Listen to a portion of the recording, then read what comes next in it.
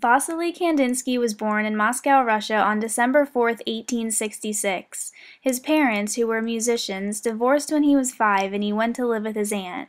In grammar school, he learned to play the piano and cello, and he studied drawing. Even though Kandinsky liked to draw and paint, he followed his family's wishes and got into law, attending the University of Moscow in 1886, where he graduated with honors. In 1892, he married his cousin and started working on the Moscow Faculty of Law. 4 years later, in 1896, something happened that caused Kandinsky to change his career abruptly. He attended a French Impressionist exhibit in Moscow, Russia, and saw non-representational works of Claude Monet that had a major impact on him. After that experience, he decided to leave his job on the Moscow Faculty of Law and move to Munich, Germany, to study art full-time. In Munich, most of Kandinsky's studies were self-directed. He began to form his own theories that came from his interest in spiritual studies and the relationship between music and color. He even taught classes on his theories of art. The theories he made ultimately led to his status as the father of abstract art. Kandinsky met an art student, Gabriele Munter, in 1903 before his divorce from his first wife was finalized in 1911. Prior to World War I, he founded the Blue Rider Group with Franz Marc. Before the Blue Rider Group, he also founded the New Artists Association in Munich. Shortly after this time, he and Gabriele Munter separated, and Kandinsky had a nervous breakdown. He went back to Russia, where he was inspired by the constructivist movement. At this point, Kandinsky was 50 years old, and he met another art student who was 17 years old, and they got married. In 1919, Kandinsky created the Institute of Artistic Culture. He also directed the Museum of Pictorial Culture, and he organized 22 museums across Russia. Kandinsky had a lot of theoretical disagreements with other artists in Russia, so he went back to Germany and taught at the Bauhaus School in Berlin. However, the Nazis seized power in 1933, and stormtroopers shut down the school.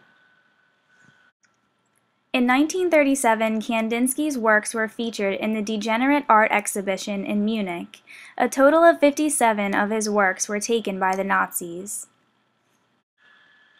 Kandinsky died in 1944 of cerebrovascular disease. In past years, some of his works have sold for over $20 million. By using vivid color and musical and spiritual qualities in his abstract artwork, he showed how much of a profound effect he had on the modern age of art.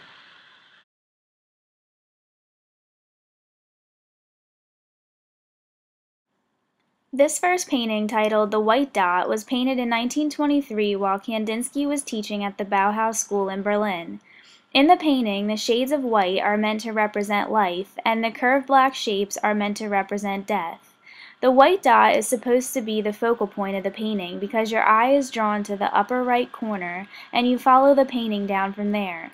Because Kandinsky had a connection to music, he liked to incorporate it in his paintings. The curved black lines resemble the waves of music you would hear if you were listening to a symphony.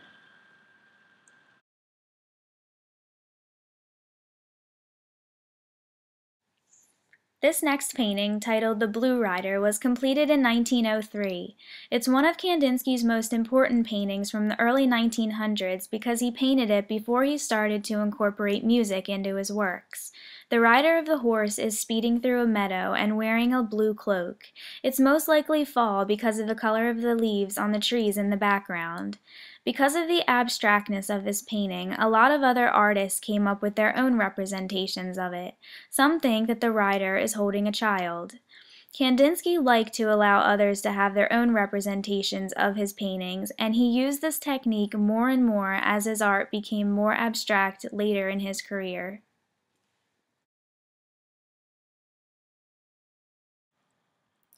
Color Study, Squares with Concentric Circles, was painted in 1913.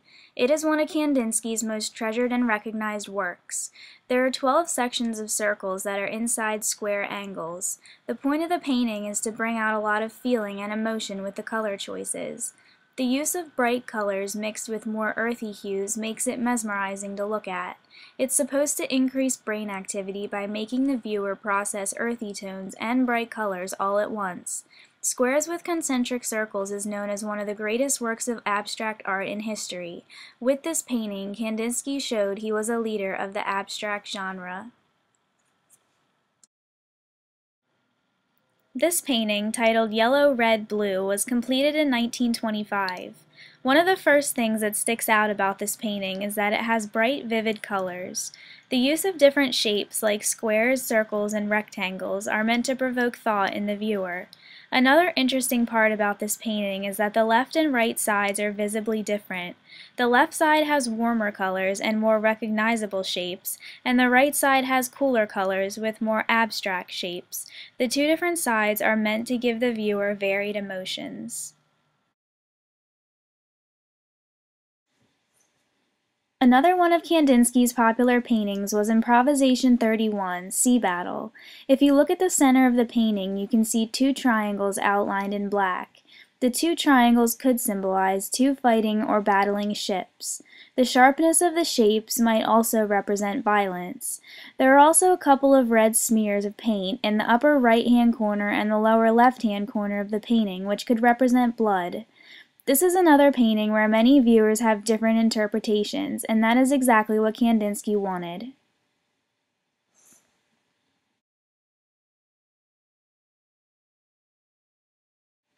Here are some other examples of some of Kandinsky's popular paintings.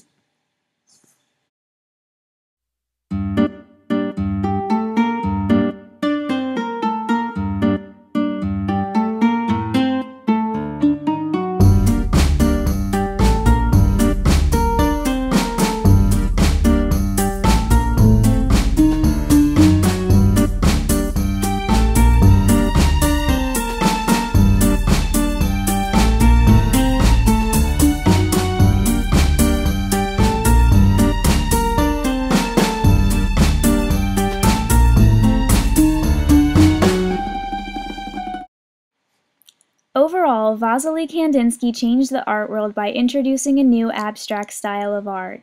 His paintings inspired other artists to break free from tradition and follow this style as well. Still, so many years later, Kandinsky's unique style is loved by many people. He got his own inspiration from Claude Monet after he went to the French Impressionist exhibit. That is when his life in law ended and his life in art began. Because Kandinsky was so passionate about his studies and his art theories, I could see him continuing to teach if he was still alive today. His students could learn a lot of valuable information from his experiences. One of the most interesting aspects of Kandinsky's works is the mystery behind them. Every person who looks at his paintings could interpret them in a different way, and that was the beauty of it for him.